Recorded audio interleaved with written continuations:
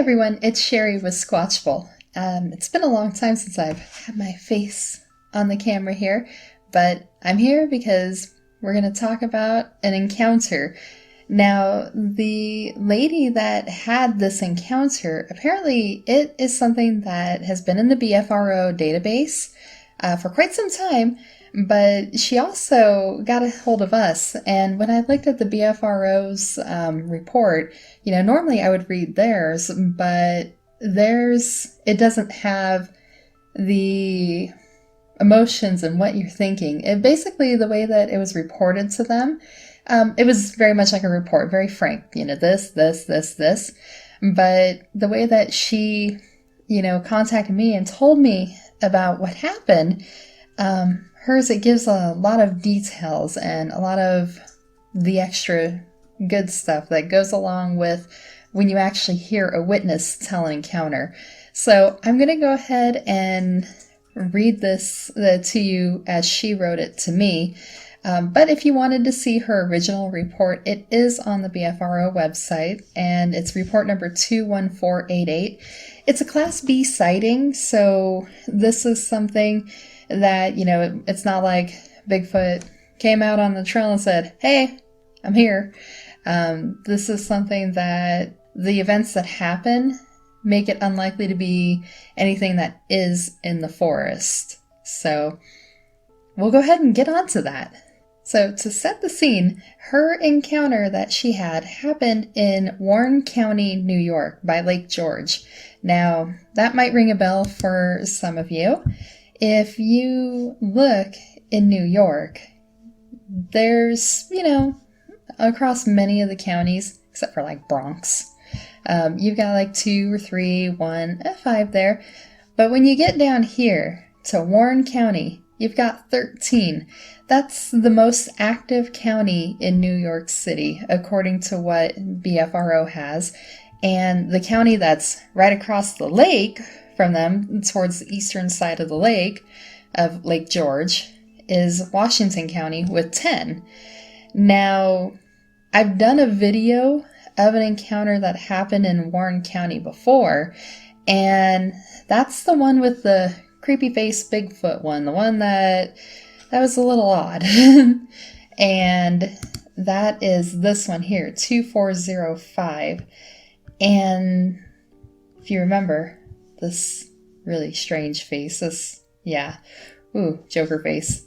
Well, this happened in about the same area, so I find it really fascinating. This is like a hotspot, and these aren't the only 2 people for this county that have reached out to me and told me their stories. There's a lot of people that they don't want to have their stuff out there, and they don't want to, deal with it.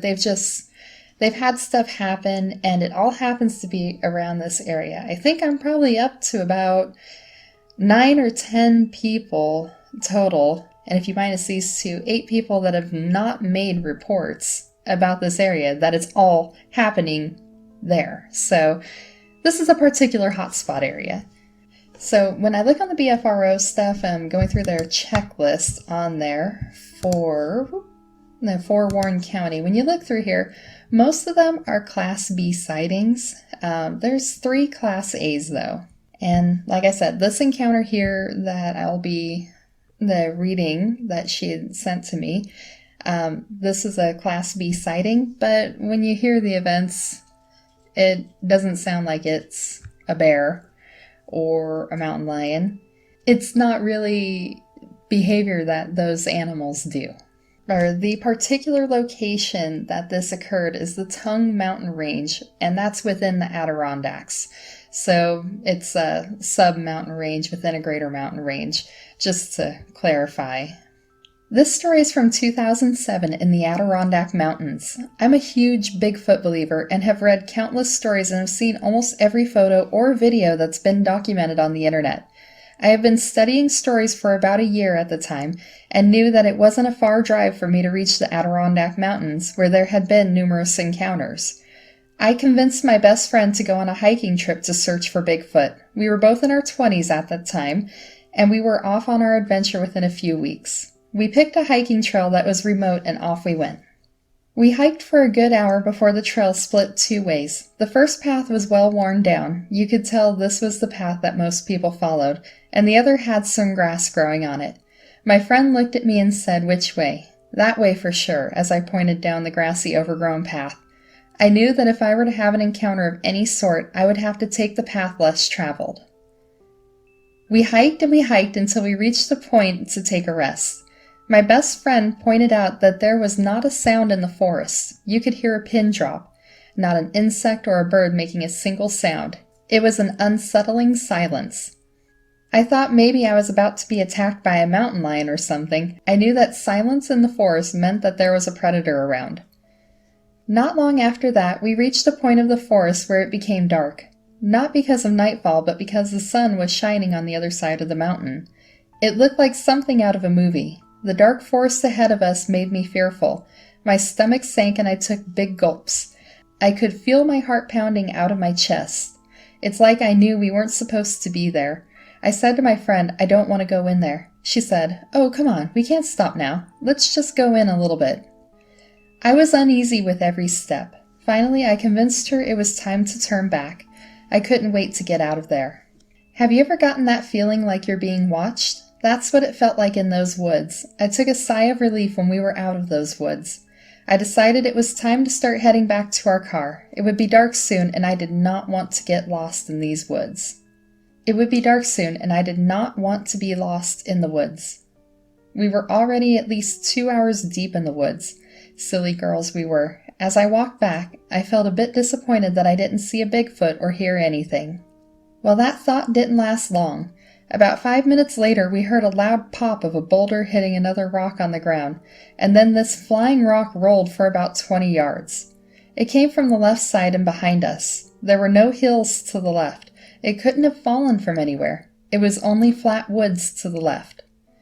Puzzled, I walked towards the sound to try to find the rock. We looked around and didn't see a thing.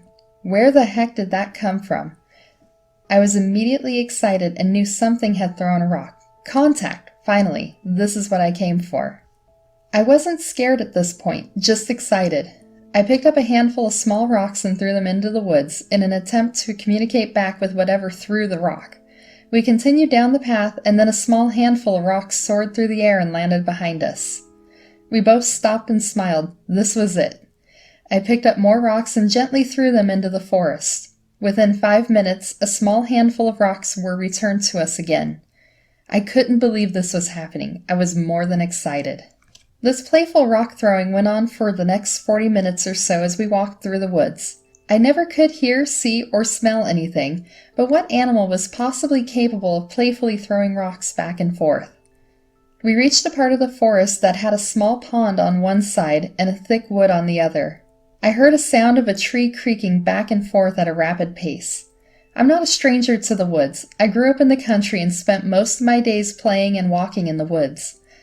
I knew the sound of the wind blowing through the creaky trees. This was not it. It sounded like someone was shaking a tree. My best friend was frightened at this point, but I was too curious. I pleaded her to let me inspect the sound closer. I stepped off the marked path into the woods. Mistake number 1. My intuition was telling me not to go any further. The energy was heavy and thick. It took everything in me to move my legs forward. I looked down at my arms and the hair was standing straight up. I should have turned back, but I didn't. This time I picked up a larger rock and threw it far into the woods as I could. I was not a weak woman at the time and had an incredible throwing arm. The tree continued to shake. One last rock, I thought. I'll throw one last rock. Mistake number 2. This mistake almost cost me my life. My best friend walked behind me with one rock in each hand. We must have looked like 2 idiots creeping through the woods with rocks. I cranked my arm back and began to throw the rock. Upon my release, a rock the size of a softball came buzzing past my head at an incredible speed. It missed me by a ½ inch. I felt the wind of it and heard the buzz.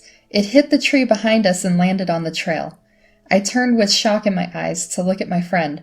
I was hoping she was playing a joke on me. I could see the fear in her eyes, and she held up both of her rocks and said to me, "One for me and one for you." In other words, she didn't throw that rock. We both said, let's get the hell out of here. We pissed it off now. If that rock would have hit me, I would have been dead. There is no way I would have survived that. And if that was a person, they would have had to have been very close and I would have seen them. It would have taken a man great effort. There was no way. We started beating feet out of the woods. It wasn't long before more rocks were thrown at us. This time it wasn't Playful and they weren't small. And they were directly at us. For the next 40 minutes out of the trail, we had to take cover several times from rocks being flung at us.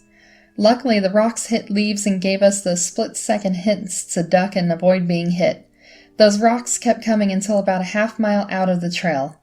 They were making sure we were leaving. I should have never thrown that rock. Stupid, stupid move on my part. It's all fun and games until someone loses an eye, right? There's no doubt in my mind I was interacting with a Bigfoot. This is one of my favorite stories to tell my friends who won't laugh at me for it. Thank you for listening to my story. That is a crazy encounter, and this is the one that's on BFRO. You can see it's pretty meaty, but, like I said, mine is the one that she sent to me, the message that she sent to me. It definitely brings more of the what was going on, what was going through her mind kind of thing, and I really like that a lot. It says that also noticed on the BFRO report there was a whining noise that they heard. It sounded like a baby animal. We didn't see anything though. We also heard a few footsteps possibly and some deep knocks. And on the BFRO report there was a follow-up by Investigator Paul T. Mateja. If I said your last name wrong, I'm really sorry, Paul. So it gives kind of a more specific where the encounter occurred. And looking at this follow-up report, it doesn't really necessarily say that he went out there to check out this location, but it kind of brings together the details of what happened. So if you're interested in it, you can go and take a look at it. This down here, though, this last one, kind of makes me think he probably went out there. It says, a broken tree limb was observed from the trail near Brown Mountain, approximately 3 to 5 inches in diameter. Estimated tree break at 10-foot height. The tree was green, not deadwood. Limb was not broken completely off, left hanging. And he says, it is unlikely that it is a weather-related event, as no other tree damage was observed. But it goes on to say that he's cautious about tree breaks and attributing it to Bigfoot. So he kind of leaves the tree break part or the broken tree limb part as something that's, could be, couldn't be. But the thing is with her encounter, there's a lot of rock throwing. Like I said, that's not a normal behavior for a bear. I haven't heard about people saying, hey, I saw this bear. It was chucking pebbles at me on the trail because it didn't like me. And I haven't heard about deer chucking, rocks and large boulders kind of things. And I haven't heard about mountain lions either. So where were these rocks coming from? If it was a person, people, they have to be within a certain distance to be able to throw it, unless they're probably like a baseball pitcher. I don't know about the capabilities of how far people can throw, but they would have had to have been close enough that they could probably find the person. It sounds like that with what they were looking at, it's probably that something was throwing it from a great distance away. And another thing I found interesting about her report is how her feelings and her friends, they changed as they were going along. At first it was fearful, then it was, yay, and then it went back to fearful again. With those changing feelings, it kind of makes you wonder, okay, what is going on? Is this I'm cool with you here, but don't cross this line? Or could it be, different individuals? Maybe, some that are, not wanting them there at all, and others that are like, oh, okay, you're cool here. I don't know, I think it's kind of interesting how it was more of an emotional roller coaster sort of situation going on. What do you guys think that was about? And speaking of this region and bad feelings, This is one of those areas that has a decent number of people go missing in strange manners. If I remember correctly, don't hold me to it, I think in the latest Missing 411 movie, the Hunters one, one of the missing people happened in this region in that movie. Now, it doesn't say, hey, it's a Bigfoot, but it is interesting that this region seems to have a lot of people just kind of go missing in strange ways. So, considering how many people go missing in strange ways, I don't know, I think that if you're there in this region and you're getting a bad feeling, I think probably you need to get out of there. If you're in the Adirondacks, I think that you need to really trust your gut there. Because even if it's not a Bigfoot, your feelings are telling you that, hey, there's danger, we need to get out of here. And that could be other predators that are there. And I do think that, they took a risk they were having those bad feelings and they kept going. And I'm really glad that when it turned back to having bad feelings about the region again, that they did get out of there, because I wouldn't want to see what happened if they stuck around. And just speaking of this region in general, I mean, what do you guys think? Why is this area in New York, particularly Lake George area, both sides of it, both counties, Warren and Washington County, why is it so active right there? I don't know. Anytime I think about that region, I think about that crazy Joker face creature. And I don't know. I think there's something weird going on there. Yeah. So what do you guys think? I mean, this lady and her friend, they were getting rocks chucked at them, having bad feelings in an area that we already know from this one has a creepy Joker face looking dude hanging out in the woods there. I don't know. What are your thoughts on this? Let us know down in the comments below, and I'll see you there. Bye!